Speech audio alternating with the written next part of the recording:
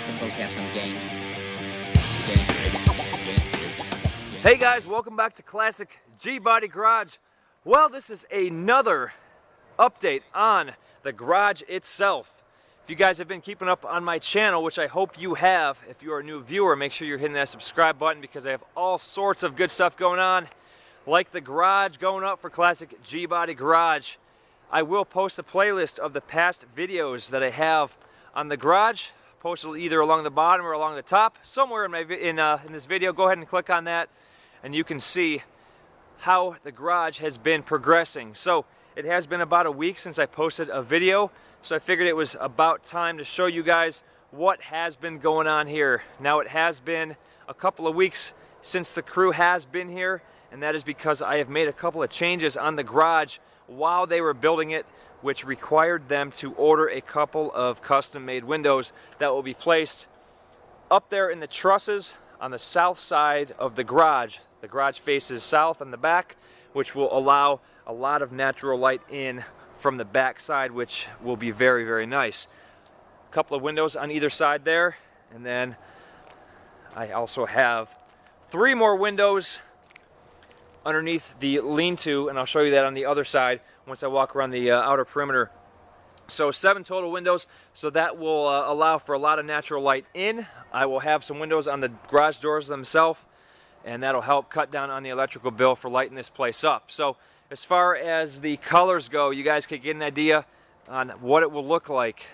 As far as the colors go, that is a light tan there, and then the transition on the bottom part, that is going to be a wainscoting all the way around the entire perimeter. That'll be a light gray, which is the light gray roof and the trim on the edge of the roof, and then the white trim as well. So 3 different colors, the light stone, the gray roof, and the white.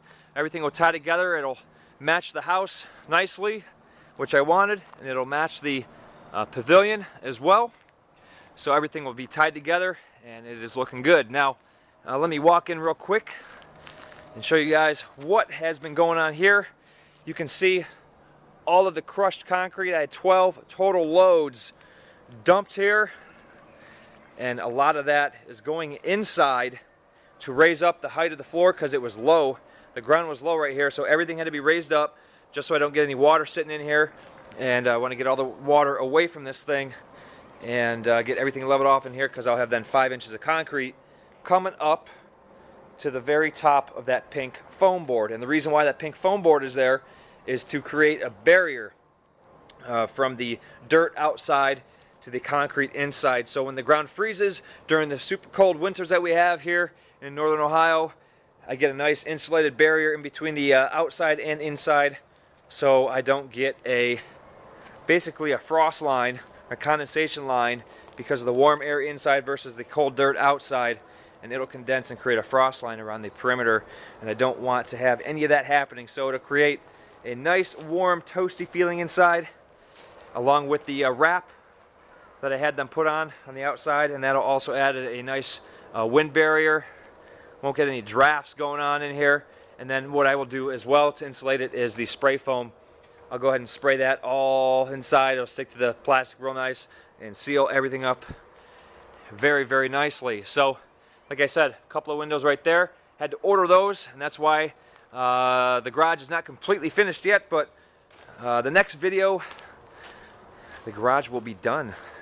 At least the framework and the outer portion.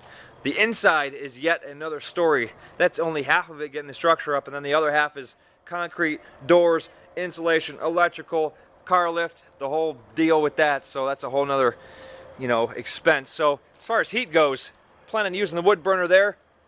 A couple of options. I can use the wood burner to run a heat exchanger inside and force air out of the heat exchanger, and that'll make things nice and warm.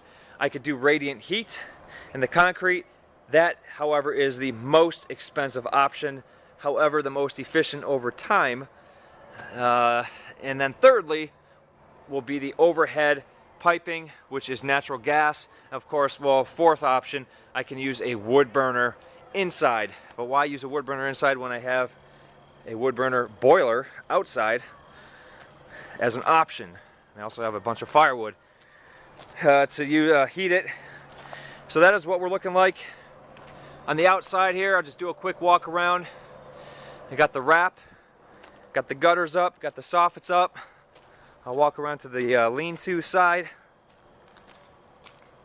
And what we're to do here on these posts that hold the porch, the lean-to up, all the posts that run down here, I'm going to have them wrap them in rough cut cedar, and then also do the 45s on the top of each post to give it that country vibe. It'll look real nice finished off. And I also had them put 4 outlets up here just while they were putting on the ceiling. I quickly had them put the outlets up there because I was going to do it myself, but it would be way too difficult to try to get up in there myself. And I figured, you know what, since they're doing it and they're there, might as well just have them do it. So I'm going to hang some old school lights to basically run with the vibe of the garage. And then you can see the 3 windows and the man door here on the outside. So let me walk out this way, show you what it looks like. There you go. That's what we're looking like from the side here.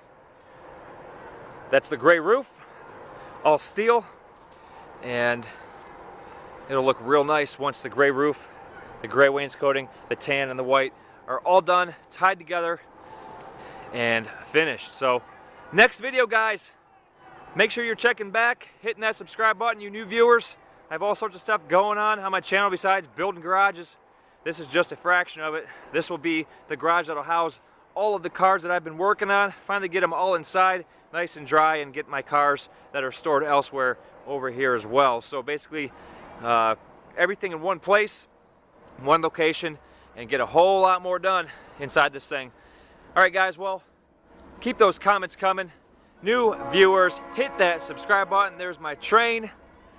And until the next classic G-Body Garage video, keep those G-Bodies rolling.